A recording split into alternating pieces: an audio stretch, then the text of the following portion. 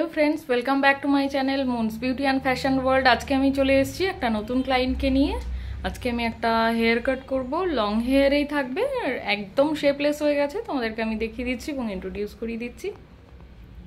তোমার নামটা একটু বলে দাও। হাই, আমি দেবজানি। আমি এসেছি বাগডোগরা গোসাইপুর থেকে দিদির কাছে হেয়ার কাট করতে।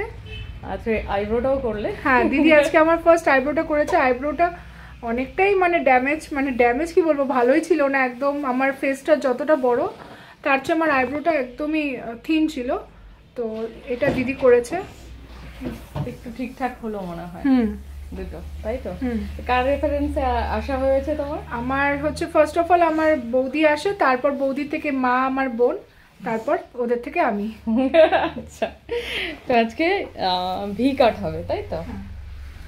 তোমরা দেখতেই পাচ্ছ হেয়ারটা ওর স্মুথনিং বা স্ট্রেটনিং করেছিল কোথাও। তো আজকে আমার নতুন ক্লায়েন্ট। নিচ পোর্শনটা অনেকটাই পাতলা হয়ে গেছে, চেষ্টা করছি আমি কতটা কি করা যায়। আর সামনে লেয়ার্স বললে তো, ওকে, সামনে আমি ফ্রেমিং লেয়ার করে দেবো ওর হেয়ারটা, ফেস ফ্রেমিং লেয়ার।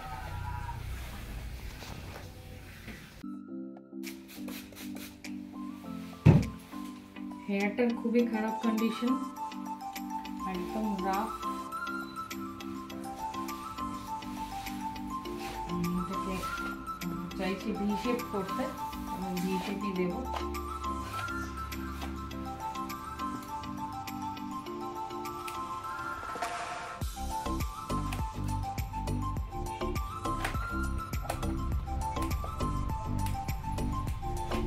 জাস্ট রাফনেসটা বের করে দিচ্ছি, শেপও নেই কোনো হেয়ারে।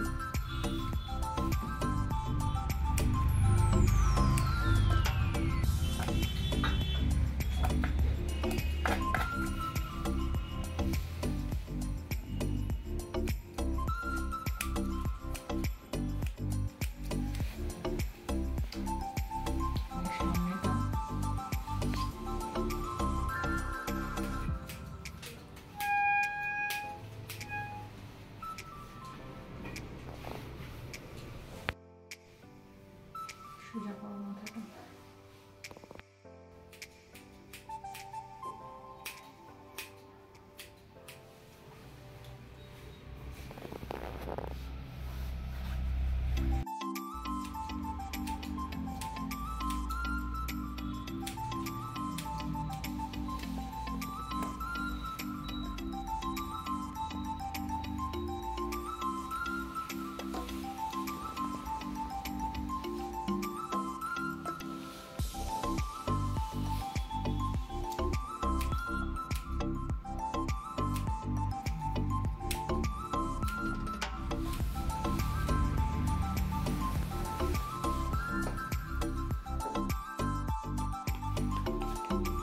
একটু দাঁড়িয়ে দাও, একটু শার্প।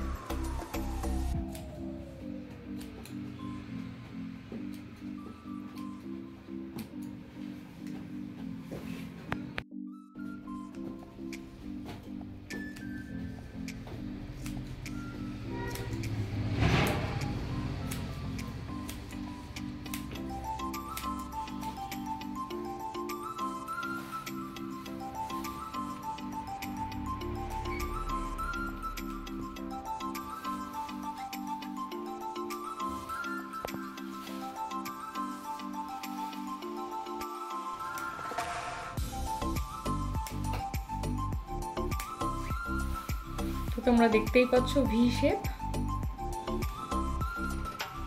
শেষে दिखा दो नीचे से ऊपर।